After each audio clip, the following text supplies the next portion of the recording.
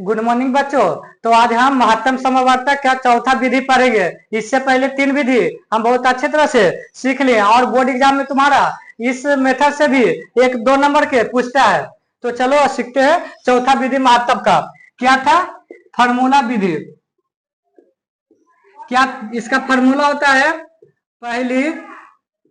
पहली संख्या गुने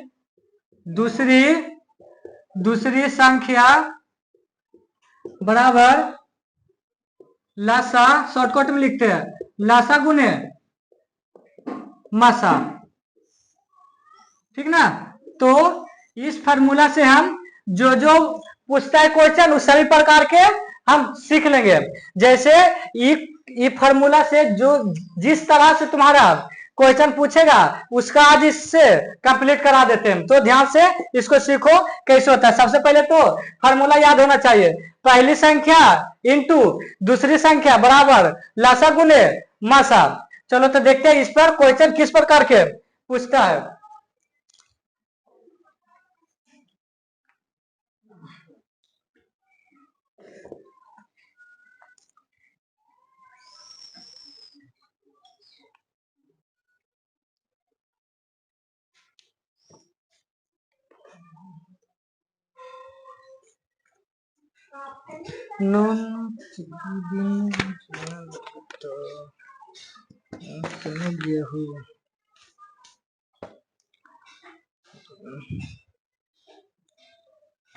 फुल हो गया, कहाँ गया रहे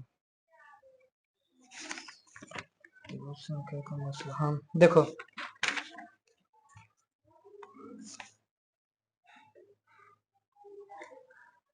पहला क्वेश्चन है इसका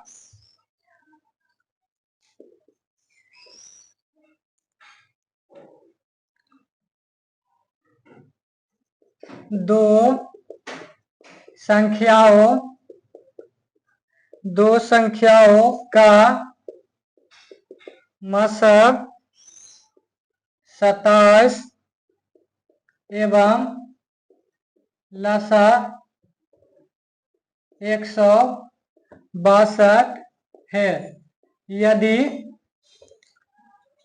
उनमें से एक संख्या 54 है तो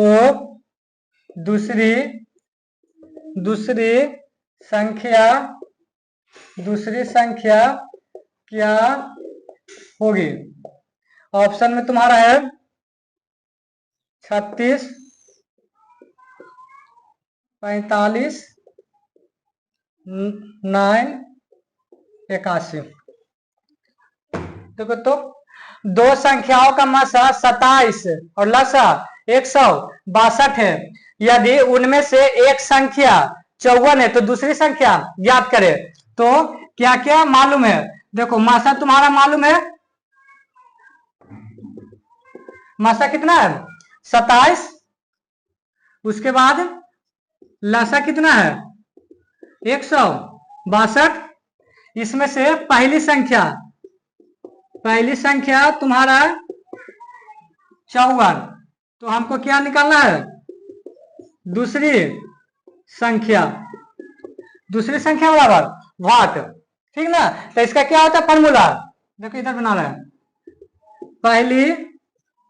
पहली संख्या गुने दूसरी संख्या बराबर लसा गुने मासा, ये ना फॉर्मूला होता है। पहली संख्या गुने दूसरी संख्या बराबर लसा गुने मासा। तो चूंकि की जगह याद देते हैं क्योंकि एक लाइन में दो बराबर का चिन्ह नहीं दिया जाता। तो पहली संख्या कितना तुम्हारा 54। चलो पहली संख्या लिखा गया, गुना का चिन्ह है गुना 2। दूसरी संख्या कितना है? दूसरी संख्या निकालना है तो दूसरी संख्या की दूसरी संख्या रहने दो। लासा मैंने लघुत्तम समवर्तक कितना है 162। मासा कितना है 27। चलो यहां तक तो समझ में आ गया होगा। तो आप बताओ हम पिछले ही वीडियो में बताए थे कि जिसका मान निकालना रहता है उसको एक तरफ रखते हैं, बाकी वह अपने तरफ से दोस्त को बराबर के दूसरी साइड बैठाता है। चलो, तो दूसरी संख्या को इधर रहेगा, दूसरी संख्या, ठीक ना, बराबर कितने को चाहिए 162 गुने 27। देखो अब दूसरी संख्या इसको बैठाएगा इधर, तो ये कोची में गुना से में जुड़ल है कि नहीं, तो गुना में तो इधर जाके भागा में हो जाएगा। चलो अब तो काटम कुटम कर दो, 27 दूनी 54, 2 से ही कटेगा ना कितना बार में 81 बार में, ठीक ना। तो तुम्हारा दूसरी संख्या कितना आ गया,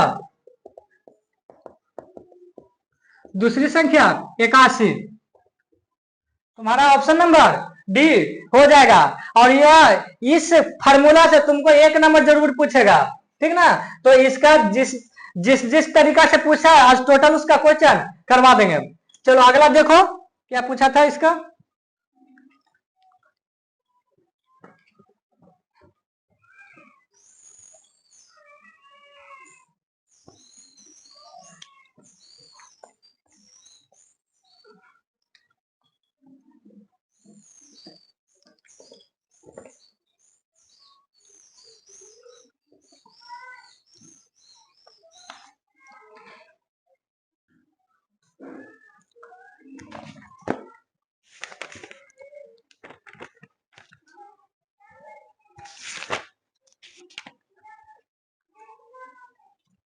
अगला क्वेश्चन देखो क्या, दो संख्याओं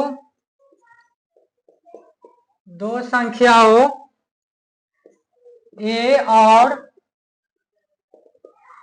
18 का लसा 36 तथा मसा 2 है, तो ए का मान है। ऑप्शन तुम्हारा, ऑप्शन ए में तुम्हारा 2, 3, 4 और डी में तुम्हारा 1।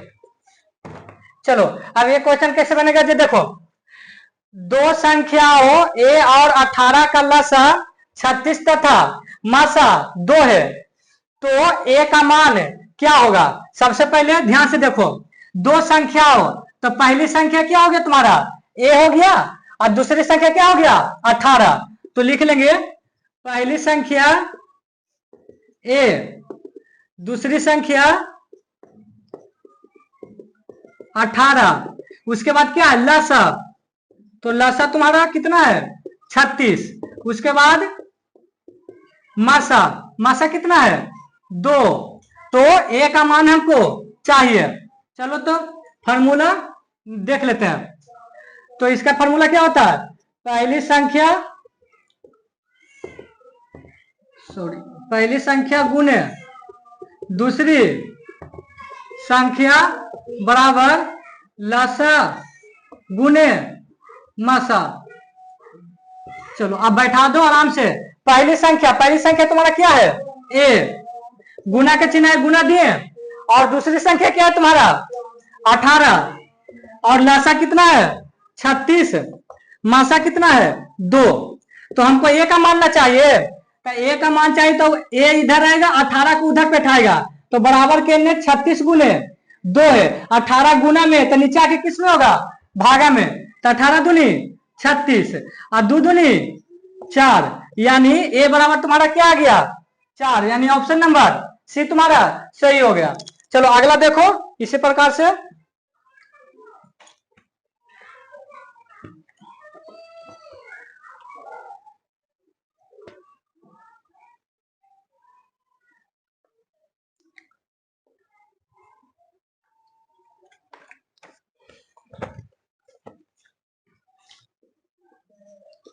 दो संख्याओं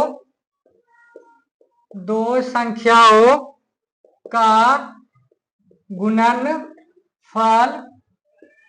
गुणनफल 8670 है और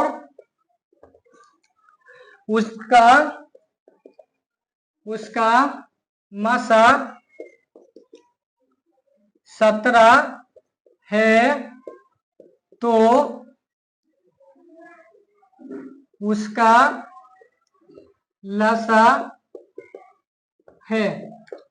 option number A 102, option number B 85, option number C 107, option number D 510। अब इस प्रकार का क्वेश्चन देखो क्या बोल रहा है, दो संख्याओं का गुणनफल, ध्यान से देखो तो, दो संख्याओं का गुणनफल, यानी कहने का मतलब तुम्हारा क्या है, पहली संख्या को और दूसरी संख्या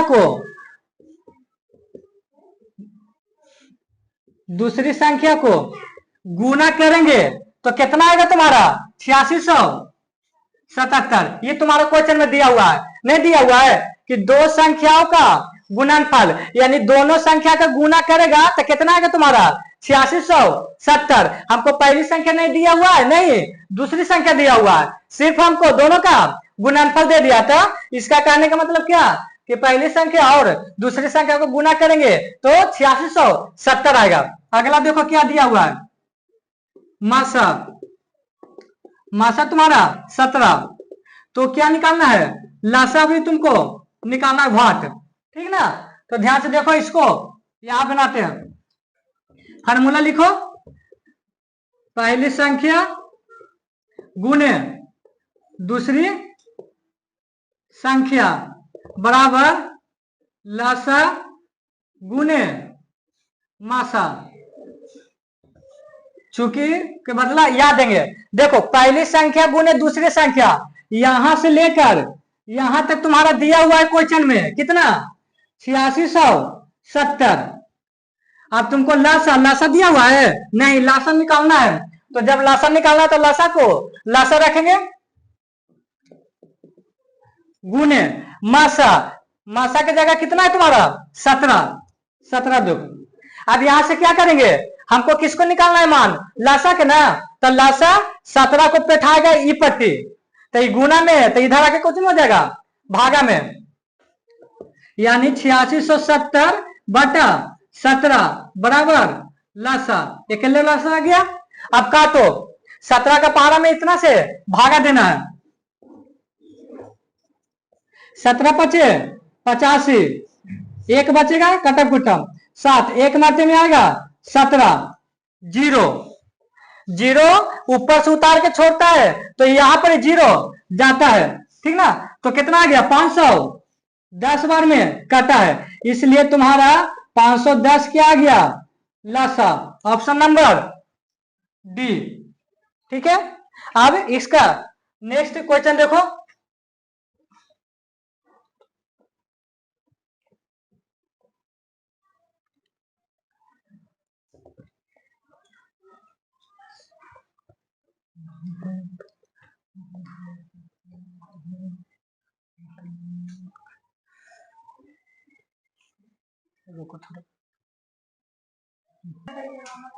चलो देखो तो इस टाइप के आप क्वेश्चन किस तरह से पूछता है, तो दो लगातार संख्याओं का मासा, सॉरी दो लगातार सम होगा, यहां छूट गया था, दो लगातार सम संख्याओं का मासा है। यहां से ध्यान से देखो तो दो लगातार कोई भी सम संख्या लो, सम संख्या जानती हो ना क्या होता है कि जो 2 से विभाजित होता है, लगातार लेना है। अगर तुम 8 लेते हो तो एक बाद सम संख्या कौन आता है 10, तो ये दोनों का मासा कितना होगा, चाहे ये नहीं लेना है तुमको 6 लेना है तो 8 लेना है। तो वही पूछ रहा है कि यदि 2 लगातार सम संख्या ले रहे हो तो उसका मासा कितना होगा, तो इसका मासा कैसे, तुरंत भाग विधि से इसको बना लेते हैं, एक मरते में 8, 2 आएगा, इसको घेरेंगे, यहां वाला उतारता है 2 4 8, 2 आया कि नहीं, ऑप्शन नंबर सी हो जाएगा तुम्हारा, 2 लगातार सम संख्याओं का मासा, ठीक ना। तो इसमें चेक कर लो, इसका भी 2 आएगा, यानी 6 के करगे में 8 में रखो, एक मरते में 6, 2, 6 उतारो, द्वितीय 6, इधर वाला होता है ना आंसर। तो देखो इसमें भी आया कि नहीं 2, तो याद रखना 2 लगातार सम संख्या बोलेगा तो लगातार कहीं से भी ले सकते हो तुम। चलो अगला दूसरा क्वेश्चन देखो, यदि P तथा Q दो अभाज्य संख्या है, ध्यान से देखना होगा, P और Q क्या है तुम्हारा, अभाज्य संख्या एवरी है।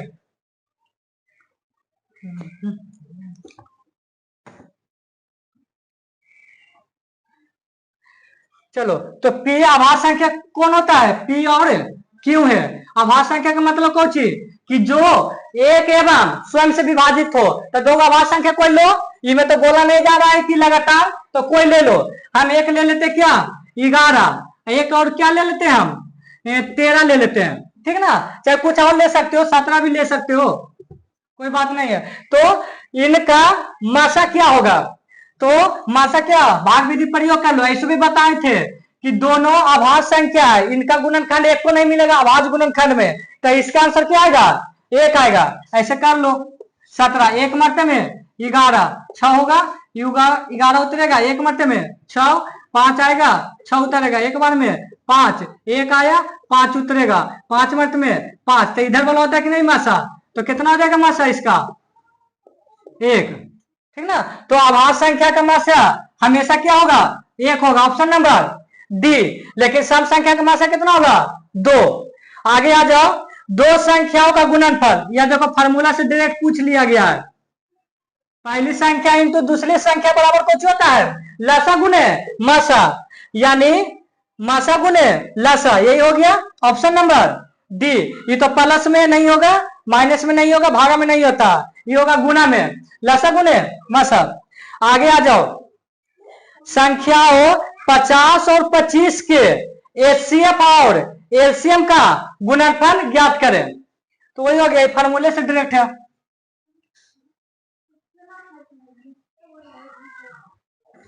क्या होता है फार्मूला, पहली संख्या गुने दूसरी संख्या, इसको लिखो एलसीएम गुने एचसीएफ, लसा गुने मासा।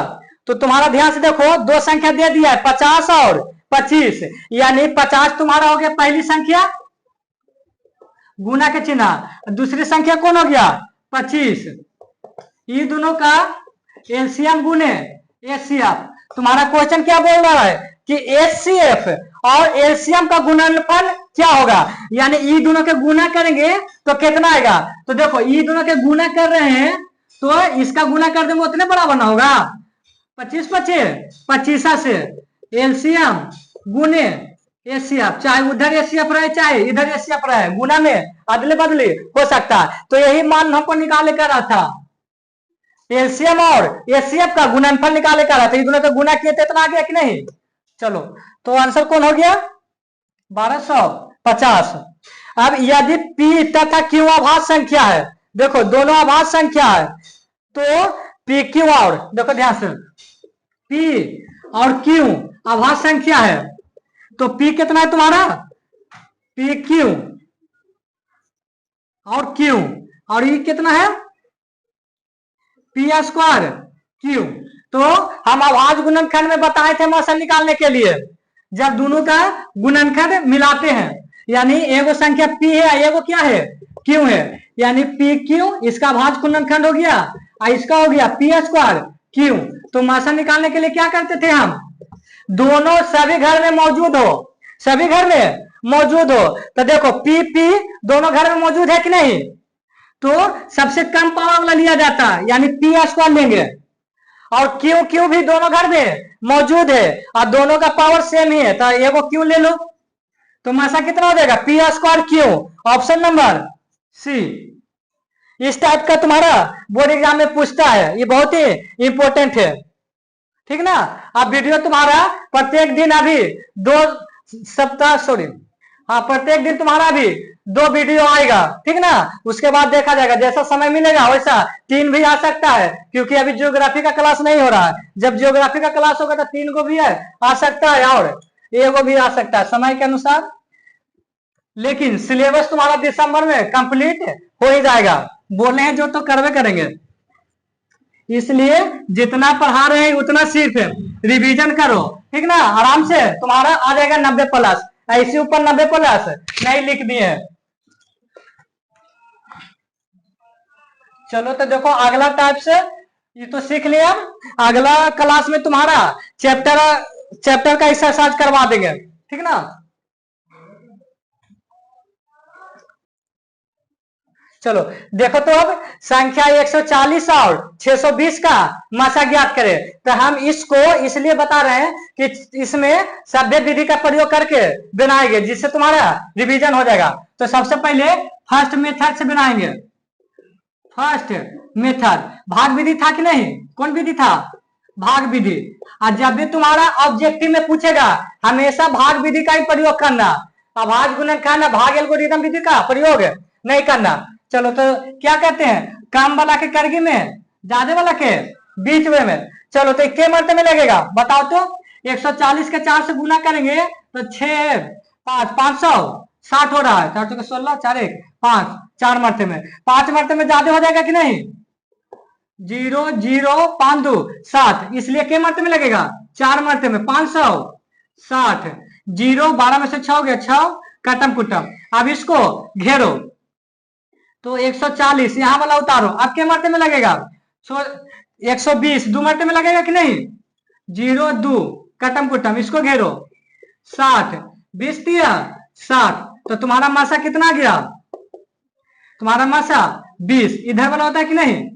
चलो ये तो भाग विधि से हो गया। अब दूसरा विधि क्या बनाएंगे? यूक्लिड विभाजन विधि। सेकंड विधि क्या हो?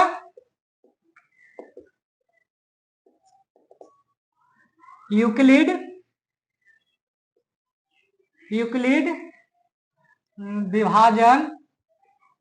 विभाजन एल्गो रिदम या रिथम, ठीक है। तो इसमें क्या होता है, ए बराबर बी क्यू प्लस आर, ये ना होता है। तो ए कौन होता है? सबसे बड़ा वाला। तो सबसे बड़ा वाला कौन है? 620। सबसे छोटा कौन है? 140। तो फिर भागा दे देंगे क्या इसी को 620 में 140 से। तो क्या मर्ते में लगा था? 4 मर्ते में लगा था कि ना? 560 0 6 कटम कुटम। तो हमारा क्यू के जगह क्या आएगा? 4 प्लस शेषफल कितना तुम्हारा आ रहा? 60। इसके बाद क्या किए थे? इसका स्थान दोसर का स्थान दोसर छेकता है, यानी 140 इसके यहाँ आएगा, ठीक ना, बराबर। आई लास्ट वाला यहाँ आएगा यानी 60। अब 60 में 140 से भागा दे दो, 2 मात्रे में आएगा कि नहीं? 120। तो शेषफल कितना बचेगा? 20। तो यहाँ 2 लिखेंगे, उसके बाद शेषफल आर होता है शेषफल, तो शेषफल कितना है? 20। फिर क्या करेगा? ये आएगा इसके यहाँ, ये आएगा इसके यहाँ, 60 है ये 20। तो देखो 20 से भागा देंगे 60 में तो 3 मात्रे में लगेगा कि नहीं? तो कट जाएगा यानी 3। जब शेषफल 0 आ जाता है तो हम बोले हैं कि बराबर के जस्ट सटले वाला आंसर हो जाएगा, यानी जोन बी आता है ना वही आंसर हो जाएगा। यानी मासा कितना होगा? 20 ये वाला। देखो भाग विधि से भी 20 आया और एल्गोरिथम विधि से भी 20 आ गया। अब कौन विधि से बनाएंगे? अभाज्य गुणनखंड विधि, यानी थर्ड विधि कौन है? अभाज्य गुणनखंड। अभाज्य गुणनखंड। तो क्या करते थे इसको? पहले हम 140 का अभाज्य गुणनखंड निकालेंगे, उसके बाद 620 का, ठीक ना। देखो तब निकालते हैं 140 का, 2 से कटेगा 70 बार में 35, उसके बाद 5 से 7 बार में फिर 7, जब तक नीचे 1 नहीं आता जब तक करते जाते हैं। तो 1 2 2 के पावर 2 गुने 5 के पावर 1 7, एक का गुण है। अब किसका निकालते हैं? 620 का। तो ये 2 से लगाओ 310, फिर 2 से लगाओ 1 5, उसके बाद क्या आएगा? फिर 5 आएगा 155। अब किससे लगेगा बुआ? अब ध्यान से देखो, 5 दूनी 10 1 11। अब डायरेक्ट 5 से लगाओ, अंतिम में 5 है तो, ठीक ना। तो कितना होगा? 5 दिया 15 1 31। अब 31 के 2 से नहीं लगेगा तो 31 बार में, यानी 2 2 का स्क्वायर हो गया, गुने, उसके बाद कितना है 5 गुने 31। अब मासा निकालो। मासा निकालने में क्या है तुम्हारा, जो सभी घर में मौजूद हो और सबसे छोटा पावर, जो सभी घर में मौजूद है और सबसे छोटा पावर। तो दो दो दोनों सेम है तो इसलिए 2 का पावर 2। उसके बाद 5 5 दोनों में सेम है तो ये वो कोई ले लो। उसके बाद चलो तो देखो लाइट कट गया है इसलिए दिख तो रहा होगा, देख लो। तो 2 2 दोनों में मौजूद है तो दोनों में 2 निकल गया, 5 5 दोनों में तो दोनों, 7 इसमें नहीं है ना 31 इसमें, तो बस इसका इतने हो जाएगा। तो 2 के पावर 2 कितना होता है 4 या 5 20 होगा कि नहीं। तो देखो हम देख रहे हैं कि कोई भी विधि से बना रहा है मासा तो सेम ही आ रहा है। चौथा विधि इसमें नहीं लागू होगा, फार्मूला विधि, क्योंकि उसमें 3 चीज दिया हुआ रहना चाहिए, 2 गो संख्या, एगो या तो एलसीएम दिया हुआ रहना चाहिए, तो चौथा फार्मूला वाला विधि यूज होगा। तो ये ध्यान से देखो। तो अगला क्लास में तुम्हारा एलसीएम रेगुलर बता ही देंगे तो चैप्टर का एक्सरसाइज कराने में आसान होगा। तो एक क्लास पे होगा एलसीएम यानी लघुत्तम, उसका भी 2-3 विधि से बता देंगे। याद रखना जब भी हम एचसीएफ बनाएंगे तो भाग विधि का प्रयोग करके बना देंगे जब भी ऑब्जेक्टिव में पूछेगा, और सब्जेक्टिव में जोन विधि से पूछे वो विधि से बनाना। ज्यादातर तो यूक्लिड विभाजन से पूछता है, नहीं तो अभाज्य गुणनखंड विधि से सब्जेक्टिव में पूछता है 2 नंबर या 3 नंबर में, ठीक ना। तो जितना पढ़ा रहे हैं उसको आराम से दम रिवीजन कर लो, आराम से नंबर आ जाएगा 90+। ठीक है, अगला वीडियो नेक्स्ट क्लास में।